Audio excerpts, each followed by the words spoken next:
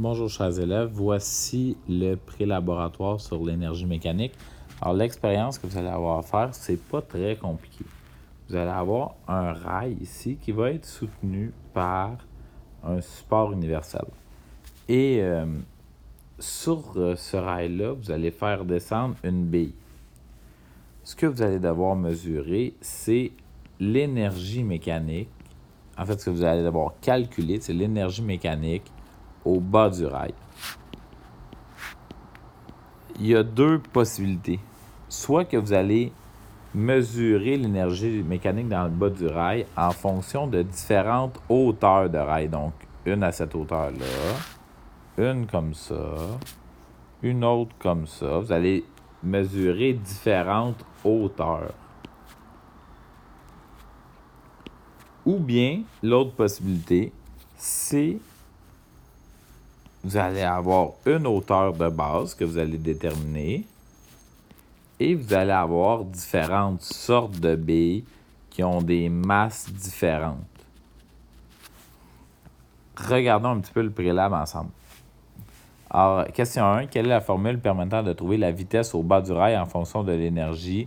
Ça, tu devrais déjà le savoir. C'est dans les formules que tu connais. Question 2. Quelle est la formule permettant de trouver la vitesse au bas du rail en fonction du temps de déplacement? Celle-là, je te la donne. La vitesse finale est égale à 2 fois le déplacement. Donc, la distance parcourue par la balle. Si on remarque bien ici, le déplacement, là, c'est la longueur du rail.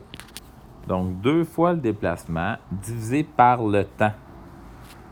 Tu vas donc, ici, mesurer le temps avec ton iPad. Ça va te permettre de calculer la vitesse finale. Question 3. Là, je te donne des informations. Tu as une balle de 500 grammes. La hauteur de départ, c'est 30 cm.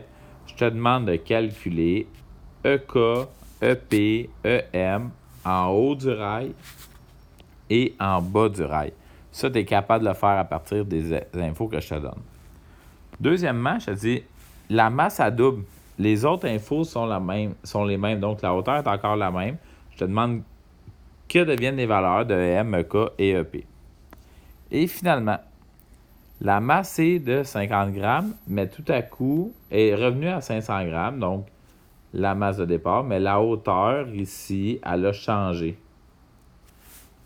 Je te demande EM, EK et EP. Tu remarqueras que ces deux pages-là ici, ça ne sera pas évalué.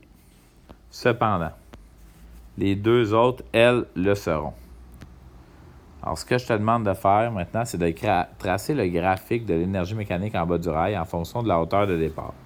Ça veut donc dire que tu vas me faire un graphique, là, je m'excuse si les lignes ne sont pas droites, dans lequel tu vas avoir ici, sur l'axe des X, la hauteur du rail, et sur l'axe des Y, l'énergie mécanique dans le bas du rail. Je t'avertis, le chemin n'est pas hyper simple pour se rendre là.